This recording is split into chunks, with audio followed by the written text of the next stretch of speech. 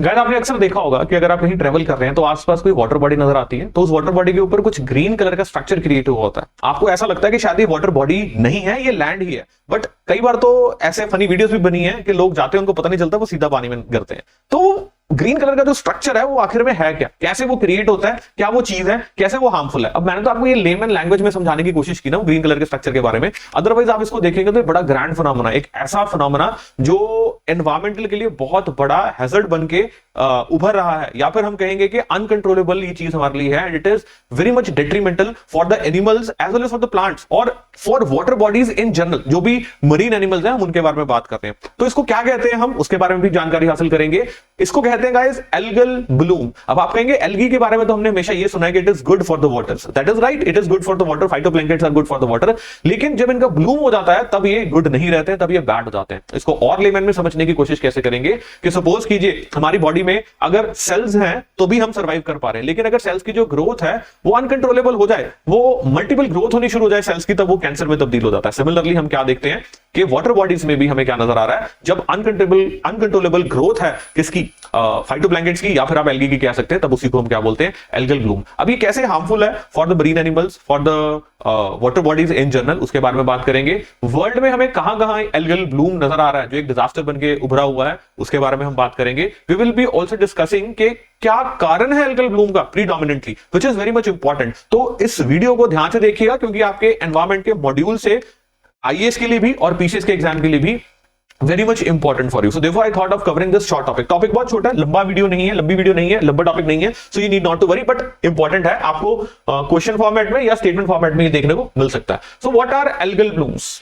So algals are the phytoplanktons और algae और not algal bloom, algae और phytoplanktons क्या चीज है? They are the micro organism, छोटे छोटे ऑर्गेनिजम्स जो नेचुरली आपको कोस्टल वाटर्स में मिलते हैं। तो हम कोस्टल वाटर्स की यहां प्रीडोमिनेंटली बात कर रहे हैं। उसका कारण ये है कि एल्गल ब्लूम का फिनोमेना भी आपको कोस्टल एरियाज में ही ज्यादा देखने को मिलता है। जब मैं आपको लोकेशंस भी स्पेसिफाई करूंगा मैप पे, तब आपको नजर आएगा कि रेड स्पॉट्स जो हैं वो सारे कोस्टल एरियाज ही हैं। तो एल्गी या फिर phytoplanktons are microscopic organism found naturally in the coastal waters. अब कोस्टल वाटर्स में हमें मिलते हैं and they are beneficial for the water, they are beneficial for the marine life, very much important. क्यों? क्योंकि ऑक्सीजन प्रोड्यूस करते हैं। Same बात वही आगे आप कहेंगे सर एक तरफ आप कह रहे हैं कि एल्गल ब्लूम बहुत ज्यादा हार्मफुल है, एक तरफ आप कह रहे हैं कि एल्गी बेनिफिशियल है। तो बात वही हो जाती है जो मैंने आपको बताई कि अनकंट्रोलेबल ग्रोथ ऑफ एल्गी जो है वो हमें एल्गल ब्लूम की तरफ लेके जाती है, व्हिच इज नॉट गुड। तो यहां हमें क्या नजर आ रहा है? They are the producers of the oxygen and the food for many animals which are living in these waters. Fine, हमें लग गया पता कि फाइटोप्लैंक्टन और एल्गी की जरूरत है मरीन लाइफ को सस्टेन करवाने के लिए। अभी तक सिर्फ इतना ही देखेंगे। अब देखिए, जब एनवायरमेंटल कंडीशंस हैं they are favorable for their development, these cells may multiply rapidly and form high number of cells, and this is what we refer to as the algal bloom. So in short, कि जब conditions बहुत ज्यादा favourable हो जाती हैं इनके लिए। अब ये बड़ा कीवर्ड है, क्या फेवरेबल कंडीशन। तो भाई ये फेवरेबल कंडीशंस क्या है और कैसे हो जाती हैं? आपने अक्सर देखा होगा कि इनडिस्क्रिमिनेट यूज हो रहा है फर्टिलाइजर्स का हमारे एग्रीकल्चर सेक्टर में, एग्रीकल्चर फीड में, क्रॉप्स की बेटर नरिशमेंट के लिए। ये जो इनडिस्क्रिमिनेट यूज है, at end of the day ये सारा जो एक्स्ट्रा यूज ऑफ फर्टिलाइजर्स है, या फिर अदरवाइज आप कहेंगे कि जितना फर्टिलाइजर वॉश अवे हो रहा है, और वॉश अवे होने के बाद अल्टीमेटली ये कहां पहुंच रहा है? अल्टीमेटली पहुंच रहा है वाटर बॉडीज में। और वाटर बॉडीज में जब ये जाके मिक्स हो जाता है तो वहां पर जो न्यूट्रिएंट्स हैं पानी के वो और ज्यादा बेहतर हो जाते हैं और ज्यादा बढ़ जाते हैं। अब जब न्यूट्रिएंट पानी के बहुत ज्यादा बेटर हो गए तो वहां पर भी आपको फिर प्लांट ग्रोथ देखने को मिलती है, वहां पर भी आपको फाइटोप्लैंक्टन्स की ग्रोथ देखने को मिलती है, वहां पर भी आपको एल्गी की अगेन मल्टीपल ग्रोथ देखने को मिलती है। अब जब वो मल्टीपल ग्रोथ हो जाती है उसी को हम क्या बोल रहे हैं? Algal Bloom. और उसके फेवरेबल फैक्टर्स मैंने अभी आपको एक्सप्लेन किया